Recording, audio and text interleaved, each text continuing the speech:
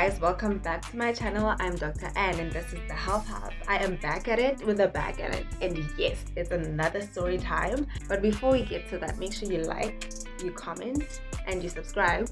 Make sure to check out other videos as well. Today, bit of background. I am from rural Eastern Cape, born and bred in Dordrecht, very small town. Growing up, there was no internet, no nothing. Personally, I just made sure that I did everything that I could. I learned how to do Latin and ballroom dancing. We got scammed, and that is a story for another day. I was very focused. I didn't know what I wanted to be. I'd spent 2 hours in a bus and I wanted to be a bus driver. Next moment I went to the library, got a couple of books, and I wanted to be a librarian. So guys, it was just it was just a mess. I was all over the place, but I knew just basically in life you had to typically just work hard to get where you wanted and to get what you wanted, and that I was willing to do, and that's exactly what I ended up doing eventually. So today I'll be talking about how to get into medical school, or what I did to get into medical school. So basically, it was a struggle. 2011. At that point in time, I already mentioned, guys, I grew up in a small town, and there were no internet cafes. I did not have a phone that had internet connection or access. My parents did not have internet access. So basically, you can only imagine that the only thing I actually had was a dream that I wanted to do medicine and I wanted to be a doctor. The how, I did not know. And literally, I just had to figure it out. So I did my matric, same town, from grade R to grade 12, Dordrecht High School. In terms of the subjects that I did, well, I wasn't really sure what I wanted to do, but all I knew was that I wanted to be in a field or career where I get to help people, because I really enjoyed that. And well, medicine was the first choice. So basically I did physics, I did maths, and life sciences. And in terms of the other subject that I picked was computer applied technology. So it's like a washed out version of like IT basically, which is weird. It is so weird how my first time on YouTube was when I got to vets for the first time. So it was like 2012. So it was in my first year of university. Whereas in CAT, you actually write about the whole search engine things. They ask you questions about what YouTube, like I knew the theory basically, but even when we went online in terms of school, we just went to go to learn how to actually get on Google. We learned how to, I don't know, navigate a search bar. I don't know, but we weren't really allowed to actually like be on the internet, like be on the internet, because I don't know, at that time my internet was a bit expensive. Because I remember this one time I had to do a whole project on biomass fuel, and I think I was probably 10, 11 years old. And I remember going to our library and not finding anything. There were like 30 encyclopedias from 1978, and there was no information on biomass fuel at the time. So it wasn't in the books, basically. Doing anything was just so much admin. So let's get to how I actually got application forms. I called. Can you please send me application forms? This is my address. The struggle. Can you please send me application forms? I'd like to really apply to your school. I did that with Vets Medunsa, and then they sent me the application forms like a month later with the like prospectus and stuff. But I had to like pace myself, because you never know, like in grade 12 you never know where you're gonna land. So I was like, I want to help people, so I know that there's in case I don't get the marks that I actually want, then I have something else to fall back on. That's like how I pick my second choices as well. You pick a BSc or whatever, so that if you don't get taken, then you're able to at least do that degree and transition into medicine. So that's like the other thing that is smart that people do. Wits University that actually allows people to get into medicine via the GMP program. So the graduates, so if you graduate in, for example, engineering, but you want to be a doctor, you can basically write a test where they'll ask you about anatomy, physiology questions, and I think molecular medicine.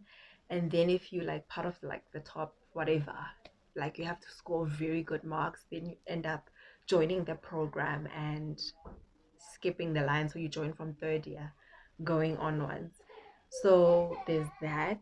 Then I got advice from my teacher who was like, actually, you know what you can do? You can make a video of yourself and you can put it, inside the application form, what you call, and yeah. And then I don't know, it's probably gonna, whoever will be, reviewing the applications will see and think that you're probably serious and really want it, and it's gonna increase your chance of getting in. So I was like, let me try it. I don't have a phone to take videos. That's too much admin. I don't have the technology to do that.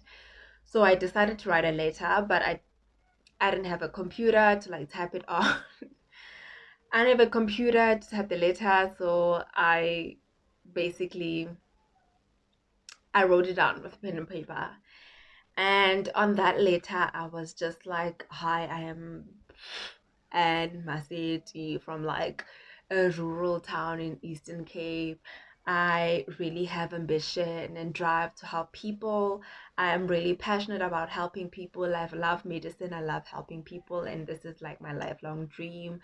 And the whole purpose of this whole thing is for me to actually leave and go study so that I can come back and help my community, because there's a shortage of doctors in Eastern Cape and there's just poor healthcare. So I just really like to make a difference. If only you could just take me, please.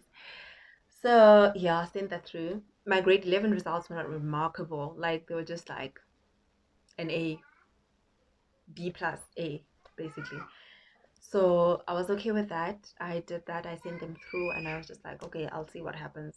Okay, I don't know, because I got everything late. Literally, I was just praying to God that things pull through, because closing dates were like 30th of June, but because I had delayed, because I had to wait for the application forms to get to me before sending them back.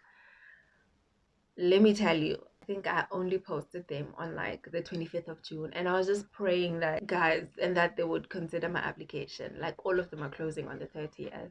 I literally, it was just a waiting game. I was literally just waiting. I was waiting. I waited until Vets communicated with me on in October, right? So they were like, yes, we like you. Okay, they didn't say that. No, guys, they didn't say they like me. No, they didn't say that they like me. I was provisionally accepted, but I was happy. So I was like, maybe something worked. Maybe it's the letter. Maybe it's God. Maybe I don't know. Because then even the whole provisional acceptance letter thing got there after like 3 weeks. And then by the time, guys, technology was just a mess at the time. By the time I got the letter, I had 3 days to like cough up the money and send it back. I had to pay 3K. Like, I had to tell my parents, I don't know, beg, borrow, steal, 3K in like 2 days. It was a mess. I don't know, my dad made a plan. It was going to get subtracted from like registration and things like that after I had gotten accepted. Before we get to the moral of the story, my marks weren't glamorous. I think I got like 3 distinctions or 4. Like it wasn't something, like it wasn't amazing, but I knew that if I got there, I would work hard, and I knew I was gonna succeed because I had the drive. So anyways, got a phone call. Yay, we've been accepted. Yay! Got accepted. I signed everything with this, and I got a bursary. That was that. After that, I then started med school, and then I graduated. And that was that. So basically, I graduated record time. So basically, what the moral of the story is that, first of all, a lot of people think that in order for you to be at a certain position, you have to be technically, you have to meet technical type requirements. I know a lot of people who got straight A's in matric but didn't make it through medical school or varsity as a whole. So, and there were also people like myself who were probably pretty much average type, you know, A plus A students, and passed and made it through like university, because what matters is the amount of work that you put in and studying smart. Because I know when you're in like rural areas, guys, it's a lot, but I know it's better these days because I mean there's internet cafes, there's like, you know, application forms online, so people don't have to like suffer as much as we did at the time. Like, so I don't know the amount of weight that that letter carried. It added to something, because I also have a friend of mine who also was provisionally accepted. She also mentioned something about her writing a letter. So I don't know, nowadays you can't really do that, I doubt, because most of the things are online. But at that time, I guess what they wanted to hear and see was that you had heart, and that's what we showed. There's not much formula to it, because there's straight A type students who will get rejected, I think on basis of maybe quota. Maybe they might say that, because I know a lot of like people of other races were were very judgmental in terms of that. Oh, okay, you know, a lot of the black students got in because there was a set number of like students that they had to take that were black. Basically what matters is what you do with the opportunity there. Yes, maybe we got taken because of quotas. Yes, maybe we got taken because of academia type BEE. But at the end of the day, what matters is that um we made use of the platform that we were given, and there's no shame in that game, because you find A plus students who dropped out along the way or got excluded or didn't do so well, because university is a whole different ball game, and a lot of private school people end up struggling because I don't know if they feed them with information. So it's easy when when you get fed with information to retain, whereas when you actually have to go looking for it and retain and apply, it's it comes down to the hard work basically. So yeah, okay guys, moral of the story, you will end up where you are meant to be regardless. Period. It's just important that whenever granted whatever platform, and that's all that's required, for you to just put in the work, because everything is just a building block and a stepping stone to where you actually are meant to be. With any career path and any, you know, opportunity in life, the whole objective is to end up living out your purpose. And with some people, the purpose is in line with their careers. With other people, it's totally different and isn't.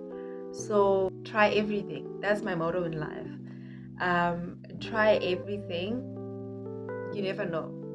Some things will stick. Don't restrict yourself.